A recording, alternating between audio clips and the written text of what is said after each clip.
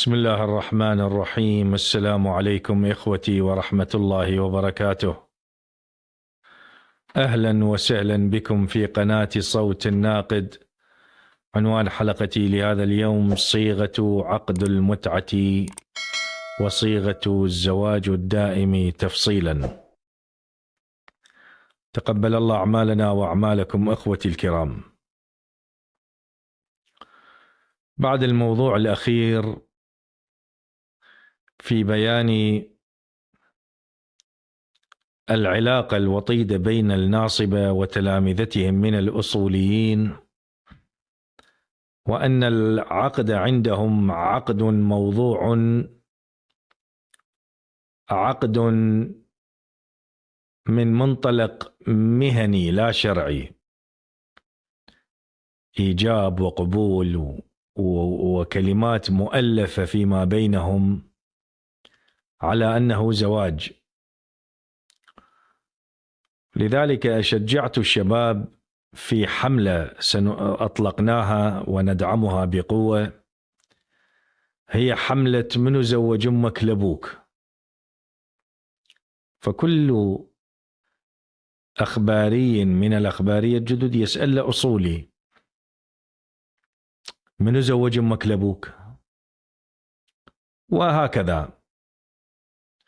فسألوني عن صيغة الدائم وعن المنقطع، وهنا تفصيل في المقام. وردت عندنا روايات كثيرة تؤكد على أن جهاد المرأة الحقيقي هو عملها في بيتها،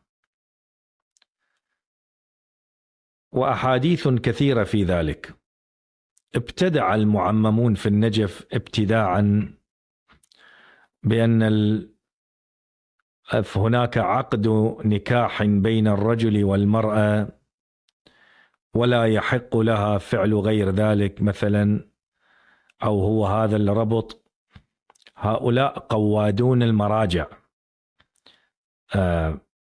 ألفوا هذه التأليفات الكاذبة. ولكن الرغم من ذلك، شوف شنو علاقته بالموضوع، ولماذا غير واحد سألني قلت له أفصل لك المسألة: تستطيع أن تشترط في العقد ما تريده.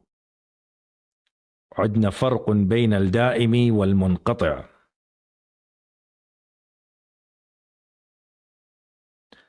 أما بالنسبة للدائم، الزوج يقول: الرجل هو المتحدث، يحدث المرأة وكأنه مخاطب لها، كأنه يخاطبها، يتحدث معها وهي تصغي إليه باعتبارها مستمع له. هذا هو العقد. يقول لها: أتزوجك على كتاب الله وسنة نبيه، والله ولي ووليك، بمهر.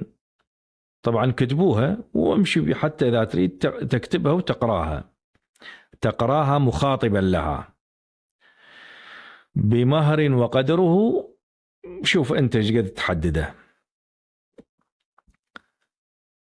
على أن لي الله عليك كفيلا، لتفين لي شنو؟ أن تعملي في بيتك ولا تقصري في فراشك. وهكذا تستطيع أن تضع شروطا ما تريد على أن تكون شروطا مشروعة. وبعد أن تضع الشروط على هذا الوزن، مثلا عليك كفيلا لتفين لي، يعني أن تفي لي بهذا العقد، وهو أن تعملي في بيتك، أن كذا، طائعة، لا تخرجي إلا بإذني، من هالكلام هذا. بعدين شو تقول؟ تقول: فإذا قبلتي بتاء التأنيث، فإذا قبلتي بذلك فقولي نعم قبلت التزويج.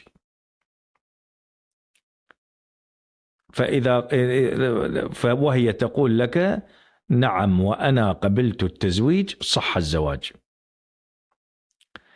هاي شنو؟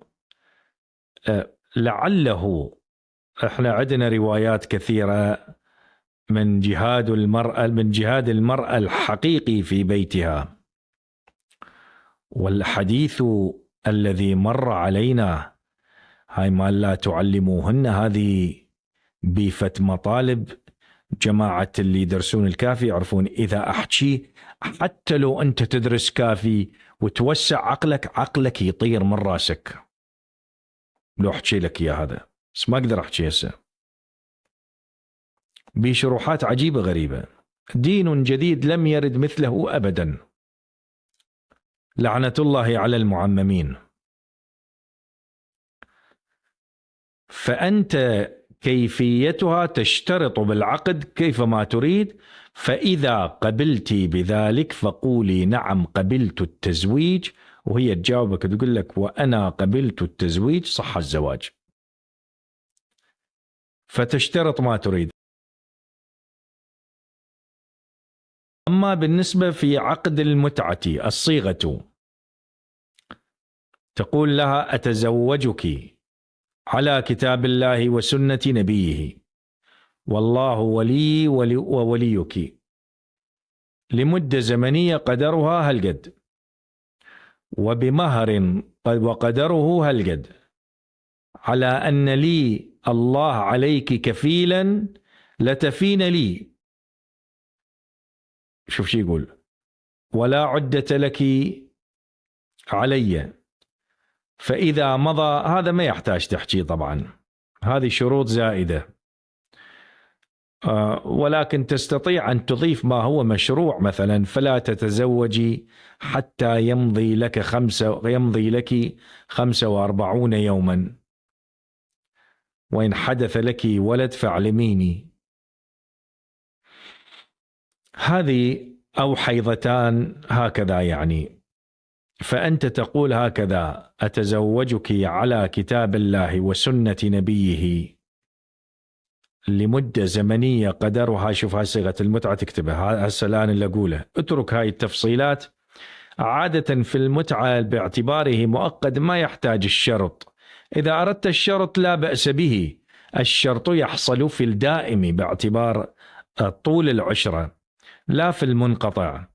ففي المنقطع تكتفي تقول أتزوجك على كتاب الله وسنة نبيه لمدة زمنية قدرها هالقد،